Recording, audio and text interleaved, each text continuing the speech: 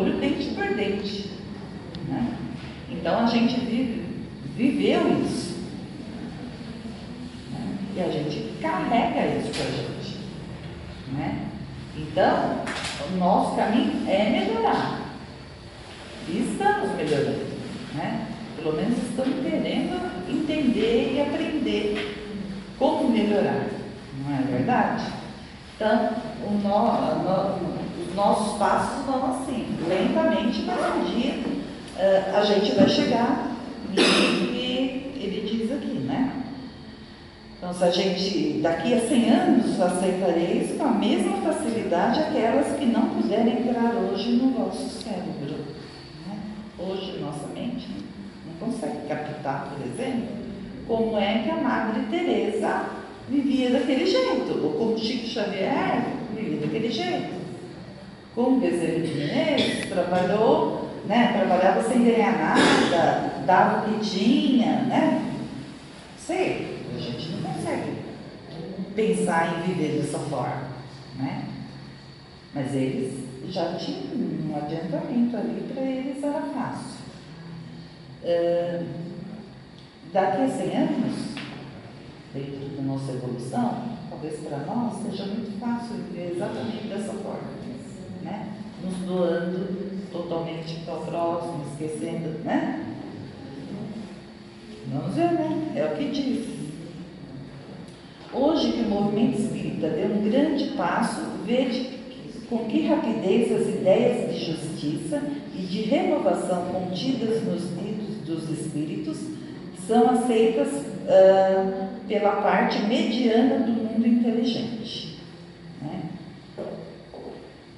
Parte mediana somos nós, né? Nem sobre o lado.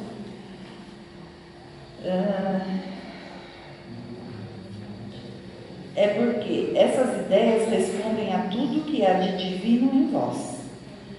É que estáis preparados para uma sementeira fecunda, a do último século, que implantou na sociedade as grandes ideias de progresso.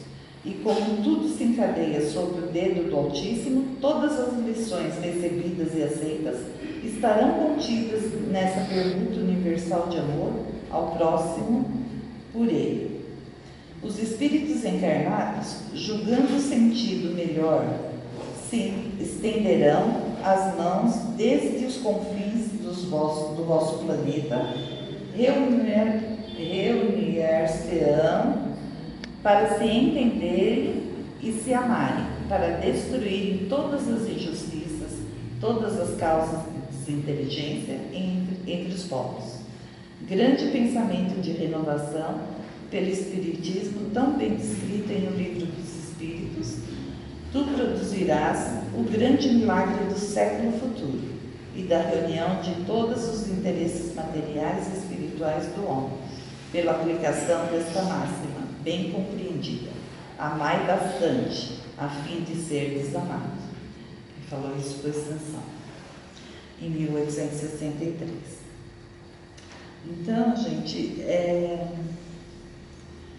isso, né? É difícil, né? Assim, o Evangelho, quando a gente lê, a gente vê o quanto estamos distante, né? Quando você começa a ler e a entender quanto estamos distante, mas a gente já consegue visualizar, né? Assim, uma luz no fim do túnel. Pelo menos você já sabe qual é o caminho que você tem que trilhar, né? Qual é o caminho que você tem que fazer para chegar no patamar, né, que a gente precisa chegar. E vigiando, né? A gente tem que se vigiar, né, o tempo todo, porque dentro de nós tem tudo, né? O bom e o ruim. E a gente deixa aflorar o bom e o ruim, né? Na maior parte das vezes, pela vida tribulada que a gente leva, tudo o ruim é mais fácil do que o bom, né? Isso é para todos nós, né? Ninguém é diferente de ninguém e acontece com todo mundo. Mas a gente tem que realmente se policiar o tempo todo, né? a ter mais paciência, a tentar entender o outro, né? Se colocar na situação do outro, né? Sabe que está passando por um problema, alguma coisa, e a pessoa, né, dá aquela patada, você acha que é dar duas, né? Aí você, não, está passando por um problema, né? Vamos relevar, não é isso? Então, a gente tem que ficar se policiando 24 horas por dia. Vocês vão estar no escape. Mas é isso. Tem um poema que eu vi até na internet e eu achei muito bonito. Eu vou falar ele porque eu acho que assim cabe aqui, né? Esse poema é de Menotti Del Picchia.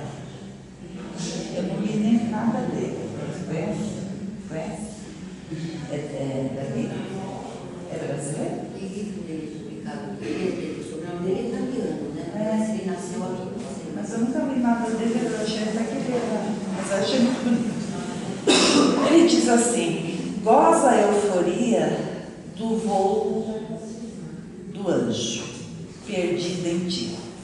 Não indague se nossas estradas, tempo, vento no abismo. Que sabes tu do fim? Se temes que o mistério seja a noite escura, enche-a de estrelas. E num deslumbramento da cisão, se pretenderes que amanhã estarás mudo, esgota hoje como um pássaro, as canções que tens na garganta, porque as tem. E canta, quem sabe a canção faça a fera adormecer, a fera que espera devorar o pássaro.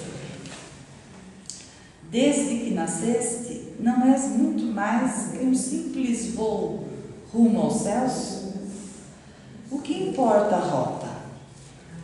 Voa e canta, enquanto existirem e resistirem as asas, e elas existem e resistirão de toda eternidade, porque todos nós somos anjos e espíritos muito amados.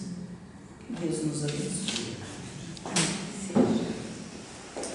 Ele quis dizer mais ou menos isso, que nós temos a eternidade pela frente, nós somos eternos, né?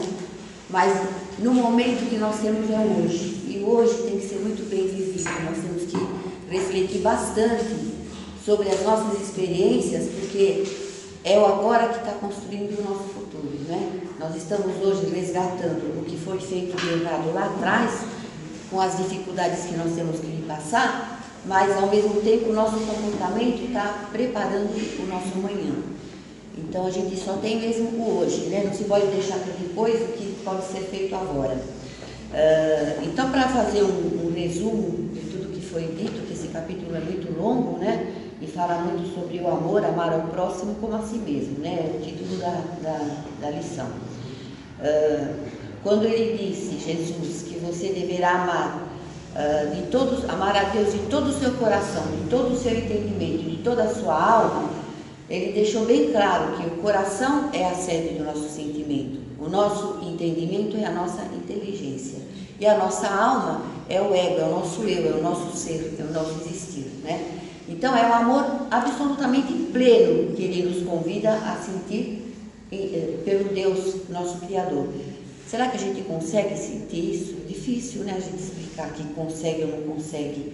Muitas vezes a gente passa por uma dificuldade e aí, superada, a gente agradece a Deus, né? Ai, Senhor, obrigada, né? Mas será que nesse agradecimento, nesse pensamento, está todo esse amor tão pleno que Jesus nos convidou a sentir? A gente não sabe, porque nós estamos amadurecendo, né? Somos espíritos em evolução. E com relação ao egoísmo, que de fato o egoísmo no princípio era a lei da sobrevivência, e nós vamos aprendendo com o tempo que nós temos que ser desapegados, que nós temos que compartilhar tudo. Eu acho que a maneira mais correta da gente poder entender como deve ser o nosso amor ao próximo é o amor que nós temos pelos nossos filhos, pelos nossos pais, por nossos irmãos, aqueles de dentro de casa mesmo, que a gente tem as divergências, mas tem aqueles que nós temos as grandes afinidades, né? Então, esse amor, será que a gente consegue, se vem uma criança na sua casa estudar, um amiguinho do seu filho, ou você vai num passeio, num parque, está cheio de criança, e alguém vai lá e faz alguma coisa para o seu filho, e você vai imediatamente protegê-lo, né, tentar defender, se acontece com o filho de uma outra pessoa, você vai sentir a mesma coisa? Não, porque o nosso amor ainda é muito restrito, nós ainda somos muito egoístas, nós somos muito limitados, é por isso que nós estamos aqui. A encarnação no corpo material é justamente a grande escola que nos faz evoluir, purificar o nosso amor, o nosso espírito, através do exercício da doação, do desapego, do entendimento, da não discriminação. A gente precisa pensar assim, você pode ver qualquer pessoa fazer uma coisa horrível, ou uma criatura que te causa uma repulsa. Ontem eu vi, não sei quem, eu vi um pedacinho daquele programa Repórter, não sei, apareceu uma mãe gestante num estado tão decadente, alguém viu, você viu?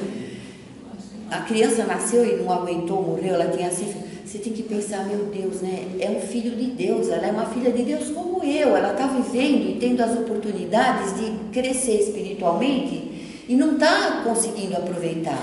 É um espírito infantil, um espírito criança que tem muito que aprender, criança em espírito, porque as crianças estão chegando agora com um espírito já muito evoluído, né? Mas a gente precisa entender, em vez de discriminar, se você vê uma pessoa, um travesti fazendo uma ostentação pública que não tem necessidade, nós temos que respeitar todos, né?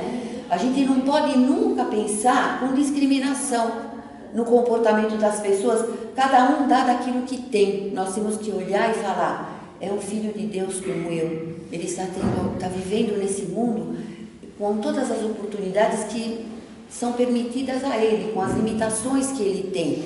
A gente não sabe de que lado que as pessoas vieram, os bandidos, os criminosos, né? Amar os bandidos, né? Os criminosos. A gente fala, nossa, mas como que a gente pode amar uma pessoa assim, né? Mas se a gente pensar que esses espíritos estão muito atrasados e que eles ainda, para chegar onde nós chegamos hoje, vão ter que passar muita dificuldade, muita experiência, vão ter que resgatar na dor para se reencontrar no caminho do amor, aí nós vamos desenvolver em nós aquele sentimento grandioso que se chama misericórdia, né? A misericórdia é aquela que vê a miséria do outro espírito, entende o sofrimento dele e se comove com aquilo, e sente muita pena, essa pena tão grande, essa dó tão grande de um espírito ainda tão no erro, tão lá atrás, se chama misericórdia. A gente tem que pensar dessa maneira com as coisas, porque senão é difícil de entender. Nós estamos num mundo muito misturado, muito cheio de experiências das mais diversas, né? Nós estamos vivendo ainda guerras no terceiro milênio, a gente está vendo problemas de interesses religiosos, as pessoas se matando. Tem tanta coisa, tanta diversidade no nosso entorno, e a gente se sente privilegiado, porque nós temos um entendimento das leis de Deus. Nós estamos aprendendo a amar e respeitar o próximo. Se a gente não consegue amar o próximo como a gente ama o filho da gente, né? Se a gente não consegue fazer pelo outro aquilo que nós faríamos por aquilo que é nosso, que saiu do nosso sangue, que está dentro do nosso lar, não importa, vamos fazer o melhor que nós pudermos. O importante é o amor. É a comoção com o sofrimento alheio, é se pôr no lugar do outro e entender a necessidade dele. Às vezes alguém está sofrendo tanto e não está falando nada. Nós temos que ter a sensibilidade de perceber a necessidade do outro e fazer alguma coisa em favor daquilo, sem ostentação, silenciosamente, discretamente. É isso que o amor ao próximo, que o Mestre nos ensinou há mais de 2000 anos, que nós devemos vivenciar. É difícil? É muito difícil, porque se você sair ali na esquina, alguém te fechar o carro, ou te der uma batida, ou quebrar o vidro do teu carro para roubar algum objeto lá dentro, o que vai acontecer imediatamente? Nós vamos ficar exaltados, nós vamos ficar nervosos, né? A gente vai ficar imediatamente, como que diz, com aquele pé atrás, no instinto, no espírito de defesa, né? Então, falar, estudar e entender tudo que o nosso Santo Evangelho ensina, é maravilhoso, mas vivenciar como Cristo vivenciou e como Ele espera de nós, não vai ser agora. A natureza não dá saltos, tudo evolui gradativamente. O que nós temos que ter em mente é que cada dia nós temos que fazer o melhor. Em cada situação, nós temos que refletir, usar a nossa inteligência, como Jesus falou, com todo o seu entendimento, né? E nosso entendimento, ele evolui também. O que nós pensamos hoje, há 20 anos atrás, a gente não pensava igual. E daqui mais 20, nós vamos pensar diferente de hoje. Porque nós estamos no processo evolutivo. Então, o nosso entendimento de hoje é que deve nos cobrar como que nós vamos agir diante da necessidade do próximo, como que nós vamos exercitar o nosso amor ao próximo, até onde vai o nosso limite, porque nós temos que respeitar os nossos limites também, né? A gente sabe que tem pessoas que largam a casa na maior bagunça, os filhos um cuidando do outro, e vão bater de porta em porta pregar a Bíblia, o Evangelho. Nós não estamos criticando isso, nós estamos só dizendo que primeiro começa de dentro para fora. Nós temos que nos educar, nos respeitar, respeitar a nossa saúde, os nossos limites, para poder começar a respeitar tudo que está no nosso entorno e expandir o nosso amor para o amor universal. É isso que Cristo espera de nós, é para isso que Ele veio aqui, foi assim que Ele vivenciou todas as suas experiências, para que a gente possa pôr em prática, cada momento, cada dia, um pouquinho daquilo que Ele nos deixou. Porque Ele ficou numa grande transformação para chegar aqui e dar os seus exemplos. E nós estamos nos transformando também, nós estamos evoluindo a cada dia e não podemos cobrar de nós aquilo que nós não podemos fazer. Mas aquilo que nós podemos fazer, nós temos que nos cobrar. E quando a gente podia ter feito e não fez, deixou de fazer, o que acontece? Aí eu volto aqui na minha frase de todo fim de reunião. A contabilidade da nossa alma se chama caridade. Vamos fazer alguma coisa por alguém, por um cachorro abandonado, por alguém que precisa de alguma coisa, para a gente fazer uma compensação das falhas que nós cometemos, porque nós somos humanos e falhamos. E Deus nos perdoa, nós também devemos